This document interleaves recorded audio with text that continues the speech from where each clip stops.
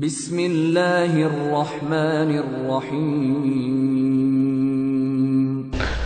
ஒரு சகோதரர் கேள்வி கேட்டிருக்கிறார். தொழுகையில் நான் எவ்வளவுதான் மனதை ஒருமுகப்படுத்தினாலும் ஷைத்தான் வந்து பல எண்ணங்களை ஏற்படுத்துகிறான்.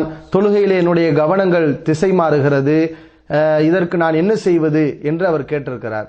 இது ஷைத்தானுடைய சதி. எல்லா மனிதருக்கும் இந்த பலகீனம் இருக்கிறது. மனுஷனா யாரெல்லாம் இருப்பாங்களோ எல்லாருக்கும் தொழுகையிலே கவனம் திசை மாறத்தான் செய்யும். புகாரியில 608வது ஹதீஸாக பதிவு செய்யப்பட்டிருக்கிறது. நபி ஸல்லல்லாஹு அலைஹி அவர்கள் சொல்கிறார்கள், பாங்கு சொல்லும் போது பாங்கு சத்தத்தை கேட்டவுடன் ஷைத்தான் ஓடி விடுகிறான், மறுபடியும் வருகிறான்.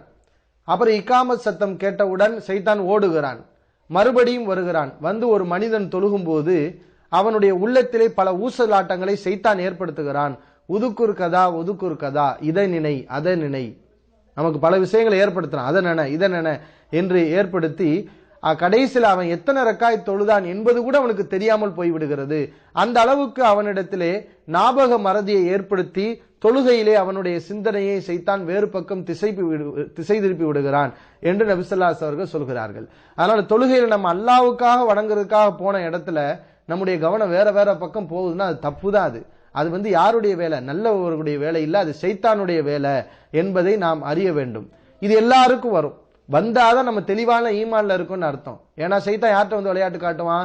நல்லவங்ககிட்ட தான் வருவான்.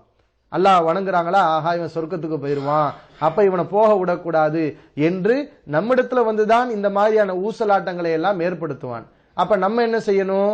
அந்த ஊசலாட்டத்தை எல்லாம் தூக்கி எறிந்து விட்டு நம்முடைய கவனத்தை தொழுகையிலே அல்லாஹ்வை நோக்கி நாம் செலுத்த வேண்டும். நபி ஸல்லல்லாஹு அலைஹி வஸல்லம் சில சஹாபாக்கள் கேட்டார்கள், அல்லாஹ்வின் தூதரே, எங்களுடைய உள்ளங்கள்ல சில எண்ணங்கள்லாம் உதிக்கிறது, அதையெல்லாம் நாங்க வாயில பேசுறத பெரும்பாவமா நினைக்கிறோம். அந்த மாதிரி நாங்க பெரும்பாவமா நினைக்கக்கூடிய சில வார்த்தைகள் சில எண்ணங்கள் எங்க மனசுல வருது அல்லாஹ்வின் தூதரே, அதெல்லாம் நாங்க குஃப்ரான் நினைக்கிறோம். ஏன் எங்க உள்ளத்துல இப்படி கெட்ட கெட்ட சிந்தனைகள்லாம் வருது என்று அவர்கள் கேட்டார்கள். அதற்கு ரசூலுல்லாஹி ஸல்லல்லாஹு அலைஹி வஸல்லம் என்ன பதில் சொன்னாங்க? தாக்க சரீஹுல் ஈமான், இதுதான் தெளிவான ஈமான் என்று சொன்னார்கள். ஏன்னா ஷைத்தான் இப்படியெல்லாம் நமக்கு எண்ணத்தை ஏற்படுத்தினா கூட அதெல்லாம் நம்ம தூர எரிஞ்சிட்டு அதன் அடிப்படையில் முடிவெடுக்காம அல்லாஹ்வின் மீது நம்ம ஆழமா நம்பிக்கை வைக்கிறோம் இல்லையா, இதுதான் தெளிவான ஈமான் என்று சொன்னார்கள்.